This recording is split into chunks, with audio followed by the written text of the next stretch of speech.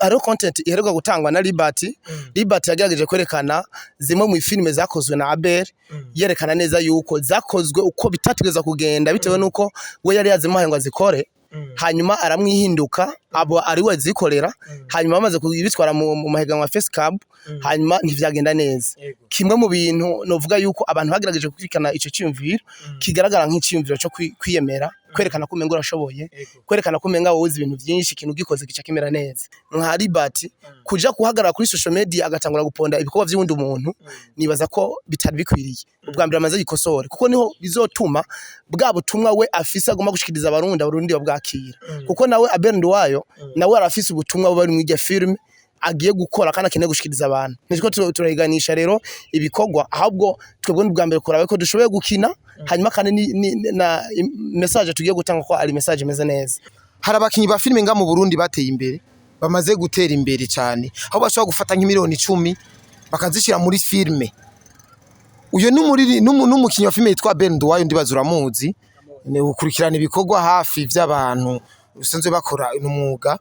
ndashaka kumenya muri mu comedy wewe amafaranga yoshira muri cinema ni nkangaye canke abo bashira imitaye minshane bamaze gutera imbere n'ubuye butumwa yobahereza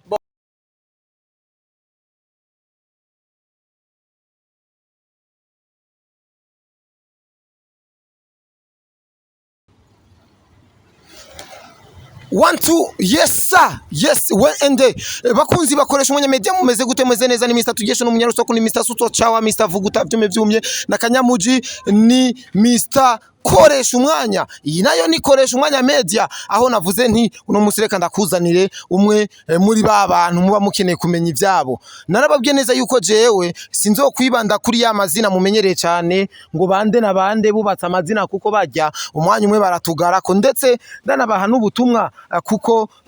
nimba babona ibikorwa turiko turakora nuko bodushigikira bakaduhereza kanya tukayaga tuba dufite byinshi cyane byo kubabaza batitaye ku mazina bafise canke ivyo bakoze bikagenda neza kuko murabona neza yuko bigenda neza dufite abantu b'umutima dufite abantu badushigikira abantu baturi inyuma bifuza neza yuko twotera imbere niyo mpamvu ndi kumwe n'umuntu je ndamwita mwarimu kuko ni nako yitwa kuko iryo zina mwarimu ririmo ibintu byinshi cyane tugira tuyage amajambo 2 canke 3 bigendereza muramumenya kuko hari n'abamuzi ko afite n'ibikorwa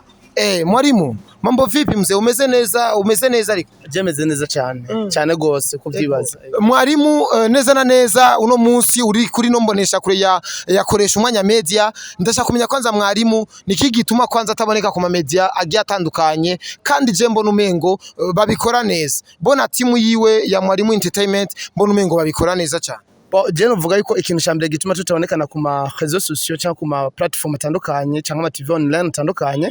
bwa mbere n'igikorwa c'abajournaliste kuko ni batigeza kurondera amakuru ikigira kabiri kandi nibaza ko ari programme zitaba zimeze neza iyo rero byatungana nibaza ko duca dutangura kuja ku ma réseaux sociaux ego nivyo nibaza ego nivyo mperutse kubona cover ya Inyabutatu filme izoza yitwa Inyabutatu ndetse n'ikinyamakuru citwa Jimbere magazine nimba ntibeshe narabonye ko cagipostinze ndetse na bamwe mu bapromota dusanzwe dukorana dusangiye umwuga baragipostinze ico gikorwa mwarimu vyageze kugira izo page zimupostinge niwe yabahaye ati ni mumfashe mungirire canke nibo babitoye nyene baravuga ati ibintu birakwiye ko tubishira ku mugaragaro ni ukuvuga muri rusange twebwe iyo tuba dufise ibikorwa ciko turakora mwebwe muba muriho cyangwa promoter babere kugira ngo bashikane ivyo bikorwa vyacu ku bantu rero baratoye ibikorwa vyacu hamareza babishikana mu bantu kugira ngo ntashobora ko bimenye ivyo rero bikaba vyaje atari uko ari Inyabutatu yonyene yari gikuba ca mbere tumaze kuba turiko turakora hariho vyinshi mugabo bishoboka ko Inyabutatu ni imwe mu mafilme twakoze ashobora ko yageze ku mitima yabo amagahita mu bwabo gupostinga ibikorwa vyacu kugira ngo ashobore kudufasha besho ashobore kutumenya ego mwarimu comedy neza na neza je ndakuzi ndamaze kumenya ko tuyazi igihe nitwari bwaronka kajyo ko gukorana ndashaka kwanza mwarimu comedy agira icabwiye kwanza bariko baradukurikirana ukungene nyene ingene naje ukungene yani nshaka kumva ico mwarimu avuga ku muzo wanje kugira dukorane iki kigani muri rusangi twebwe kenshi twamadu tunezererwa wari wese agomba gufasha abantu kugira ngo bashobore gushika ku bintu hanyuma imbere ko imvuga byinshi kuri ku muzo wanyu reka maze nkosora kano gatoyi je mwizina banyita mwarimu Augustin nkoresha iri jambo mwarimu nibaza yuko mwarimu dusanzwe tumenyerera abigisha basanzwe bigisha rero je sindi umwigisha kugira ngo yigisha amaza kwigisha babandi batwigisha a mu cyongereza akavyita a ndi umwigisha yigisha imico n'akaranga ku Burundi nkigisha n'abarundi nkabigisha guhanura no kwihanura ubwabo kumenya ukuntu bashobora kubaho rero ku muzo wanyu bwa mbere je narakengurutse cyane ibikorwa byanyu bivanye n'ukuntu mubikora nubwo bamwe bivuga gutandukanye hanyuma kandi nongira nshima ukuntu musupporting abantu ico nico cyambere ndabashimira kandi cyatumye numva inspiration yo gushobora kwa no korana namwe mugiye musavye ubwo butumire bwo ko twovugana cha twogirana igikorwa kuko hariho benshi tutokorana bitewe nuko ibikorwa byawe bitameze neza nivyo rero muri rusange nashimye ukuntu mukora ibikorwa byanyu hanyuma kandi n'ukuntu mushobora gufasha abandi kugira ngo bashobore gushika ku ntego yabo urakoze kuri amajambo rero mwarimu Augustin je nemenyere mwarimu comedy kuko hari udukomedi tumwe nabona ku rubuga rwanyu nkumva nyene turangyoye ukuntu bavuga tuboro tumeze bien nandukirwa n'ingwara yo kukwita ngo mwarimu comedy ariko mwumva neza ko ari mwarimu Augustin ego mwarimu hari ikintu ushaka kwanza kumenya hari abakinyi ba filime nga mu Burundi bateye imbere bamaze gutera imbere cyane aho bashobora gufata nk'imiliyoni 10 bakazishira muri filime uyo n'umukinyi wa filime yitwa Ben Duwayo ndibazura muzi ukurikirana ibikorwa hafi by'abantu usanzwe bakora umwuga ndashaka kumenya mwarimu comedy wewe amafaranga yoshira muri cinema ni nkangaye canke abo bashira imitaye minshane bamaze gutera imbere n'ubuye butumwa yobahereza ubutumwa bwa mbere mpereza bari abantu nuko bwa mbere boshiramo inguvu wanashaka ndabashimira cyane ko bashobora gushira amafaranga muri biriya bikorwa mugabo ikintu ca mbere novuga kubera ko iyo tuba turashira mu mafiri amahera muri filme ubwa mbere tuba turaba ko dushobora kuzana inyungu kuri ya filme yacu turabwa mbere ko turakora projet duhomba kuko hari abantu babikora kugira ngo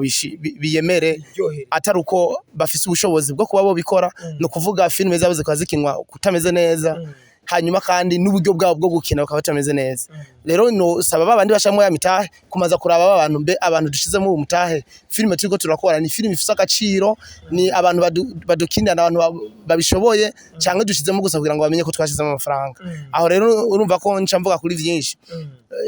ngiriye ko hariho content iheruka gutangwa na Liberty yagerageje kwerekana zimwe mu filime zakozwe na Abel yerekana neza yuko zakozwe uko bitategeza kugenda bitewe nuko we yari yazima ngo azikore hanyuma aramwihinduka abo ari we zikorera hanyuma amaze kubitwara mu mahiganwa Face Cup hanyuma ntivyagenda neza kimwe mu bintu novuga yuko abantu bagerageje kwikana ico cyumviro kigaragara nk'icyumviro cyo kwiyemera kwerekana ko umenga urashoboye kwerekana ko umenga wowe uzi ibintu byinshi ikintu gikoze gica kimera neza rero nk'umwarimu nkuko nabivuze sindiho kugira ngo nigishe abantu ababonyene abaturorera ndiho kugira nigishe abantu mpereye kuri twebwe muri filme kuko ugerageje kuraba twebwe abakinyi ba filme turiho nk'abantu bashikana ubutumwa ku bandi abantu turiho nk'abantu bigisha abandi abantu rero mu gihe twaba turiko turakora ibikorwa vyacu ubwacu twebwe ubwacu tutiyubaha bizotuma bya bikorwa vyacu turiko turakora bitegenda neza abakinyi ba filme baratandukanye cyane n'abakinyi n'abaririmbyi y'umuziki kuko umuririmbyi w'umuziki ari branding aravuga amajambo menshi kugira ngo ashobore kuba yamenyekana mugabo twebwe dutegeza kwerekana ibintu bituma abandi abantu biga rero nk'umukinyi wa filme nka Liberty kuja kuhagarara kuri social media agatangura guponda ibikorwa by'undi umuntu nibaza ko bitari bikwiriye ubwa mbere amaze yikosore kuko niho bizotuma bwa butumwa we afise agomba gushikiriza abarundi babwakira kuko nawe Abel Nduwayo nawe arafise ubutumwa bari mu irya filme agiye gukora kandi akeneye gushikiriza abantu niko turayiganisha rero ibikorwa ahubwo twebwe n'ubwa mbere kurabe ko dushoboye gukina hanyuma kandi na message tugiye gutanga ko ari message imeze neza ico nico novuga muri rusange ego ubwo n'ubutumwa uhereje Abel Nduwayo mwarimu wewe abandi bakinyi ba filime nga mu Burundi abona umengo hari akantu yobakosora cyangwa gaterera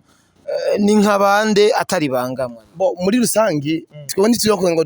duterere ivyumviro abantu dushiye kuri social media mugabo akazo hari umukinyi wa filime cyangwa ubundi wari wese ariyo akeneye ubufasha buvuye iwacu azoturondera inbox kubera ko sibanga hanyuma ikindi reka ngire ko nishura ku kintu wari wavuze mugabo tutashimye kukivuga ko n'ikintu kijanye na mwarimu comedy na mwarimu entertainment. Ubwa mbere twatangiye gukora kuri mwarimu comedy maze kwihweza ibintu bijana na comedy mbona yuko umenga ni ibintu bidashikana ubutumwa ko umuntu avyifuza kubera ko ni ibintu vyo gutwenza abantu gusa atantumbero. Twaciye dushiraho rero iyindi platform yitwa mwarimu entertainment irimwo umuhari w'abantu cyangwa umugwi w'abantu bakina film mu ntumbero zo kugira ngo bigishe. Uyu munsi niho tuko turakorera ico gituma rero ubu ni waturondera kuri mwarimu comedy urashaka kutaturonka mugabo ugiye muri mwarimu entertainment urashaka kuturonka. Haro nandi ama TV online atwizera kugira ngo dushobora kuba twakinira amafilm ushobora gusanga aho ivyimviro amafilm yacu n'abandi abantu bifuza ko tubakinira bashobora gusha bo turondera hama tugeza tugakorana nabo bivanye ko twe dushaka gutanga message dushaka kwigisha abantu hanyuma kandi kugira ngo bashobore guhinduka nivyo guhinduka. Urakoze cyane kuri ubwo butumwa mwarimu atari nimba atakindi kintu worenza ko ndumva neza umengo twugana ikiyago n'igihereye ngaha. Reka turindire inyabutatu mbe hazosohoka igice cya kangahe? Bon inyabutatu tugiye gushira ko igice cya gatatu kizoba kiriko ejo isaha 9. Uno munsi turi kwa kabiri ikigano gishobora kuja ko ejo gusa uno munsi intariki 10 uno munsi intariki zingahe gabaje? Uno munsi 25 umva le 26 niho iyo inyabutatu igice cya gatatu kizoja ku isaha 9. Abantu bazo rero bamaze kigiye ko amasaya yatambutse bazoce baja kuri mwarimu entertainment baturondera bizoce bigenda neza. Mwarimu reka ndagushimire cyane kandi wakoze cyane kudutera iteka no kuduhereza akakajyo ko kuyaga kuko hari byinshi nari nifuza ko tuyagako ndetse muri ivyo byinshi bimwe navyumvise. Reka ndagushimire cyane mwarimu. Murakoze namwe. Ego bakunzi bakoresha umwanya media yari Mr Tugesho Munyarusaku, Mr Chawa Sutwa, Mr Vuguta vyumye behind camera Pax Alaba nyerekanye ntabishaka.